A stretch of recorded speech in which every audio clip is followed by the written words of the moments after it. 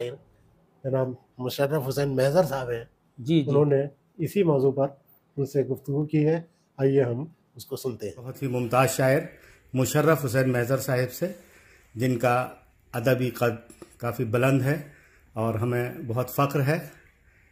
मैं मुशर्रफ हुसैन साहिब आपका इस्तकबाल करता हूँ उर्दू अदब चैनल पर, और आपसे दरख्वास्त करता हूँ और एक सवाल आपके लिए ये है कि बॉलीवुड में जो नगमा निगार हैं, उन्होंने उर्दू के फ़रोग़ में किस तरह अपना ताउन दिया है, पहला सवाल।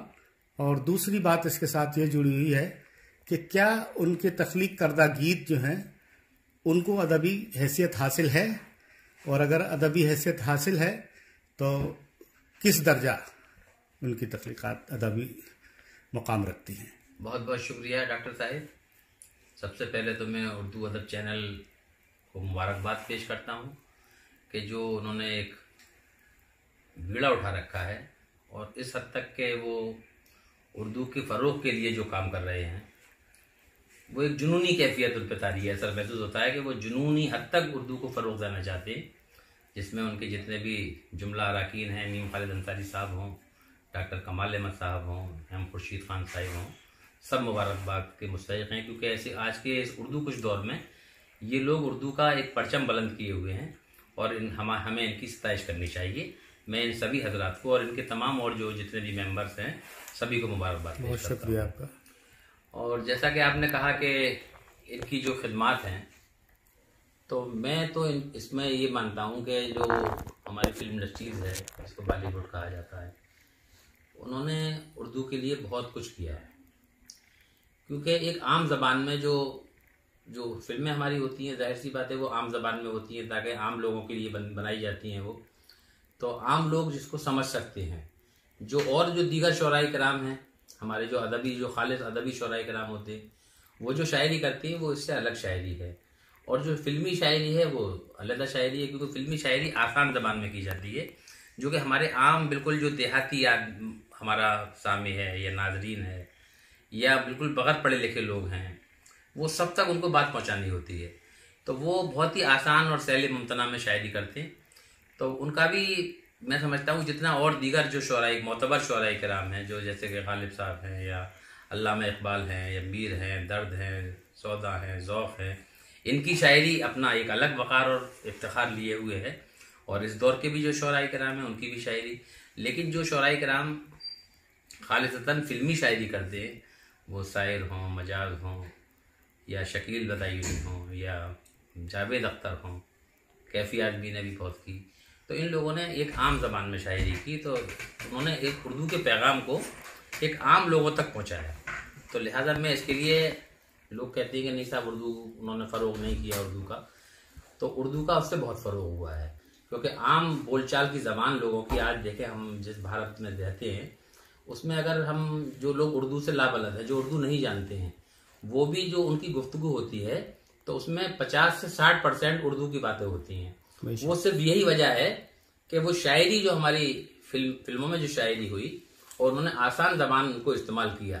अगर वो भी सकील ज़बान का इस्तेमाल करते, बहुत ही वैसी बहूर का इस्तेमाल करते जो कि बहुत मखसूस बहर होती हैं, उन्होंने बहुत ही मुतकारिब बहरों में और वैसी गैर मुरव्वजा बहूर में उन्होंने शायरी की, तो वो ज़बान जो है आम लोगों तक पहुंची।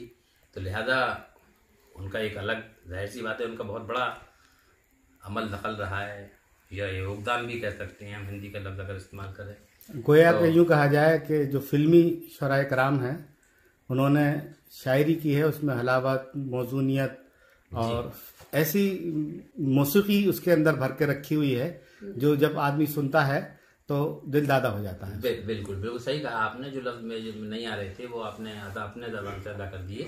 दरअसल हम जिस मुल्क में रहते हैं तो यहाँ की तो रिदम है। यहाँ देखिए आप, जब हमारे यहाँ की जो गांव की जो औरतें हैं, जब वो कभी बटके लेकर, हम देखते थे पहले, अगर वो गांव में कुएं पर भी जाती हैं तो भी रिदम के साथ वो कुछ ना कुछ गुनगुनाती हुई जाती हैं और वो बहर में होती हैं वो चीज़ें। तो ये तो हमारे यहाँ की एक, जिसे कहना चाहिए कि रिवायत है।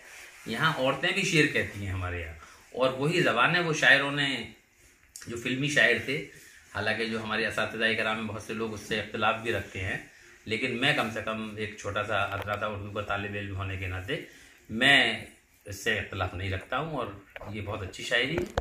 मुशर्रफ भाई, एक बात और यहाँ पर कहना चाहता हूँ, बहुत सारे फिल्मी शायर हैं जिन्होंने समझौते भी किए हैं शायरी से। अजीब दास्तां है ये, कहाँ शुरू कहाँ ख़त्म, ये गीत है। अगर हम मौसीकी के एतबार से देखें तो जहन पर असर करता है, बहुत अच्छा लगता है, लेकिन बहर में नहीं है। ख़त्म लफ्ज़ है सही उर्दू का, अगर ख़त्म कहते हैं हम इसको तो वो खारिज बहर होता है, लेकिन शायर ने ख़त्म इस्तेमाल करके इस तरह के समझौते किए हैं। एक शायरी का ऐब है जिसको हम शतुरगुरबा कहते हैं।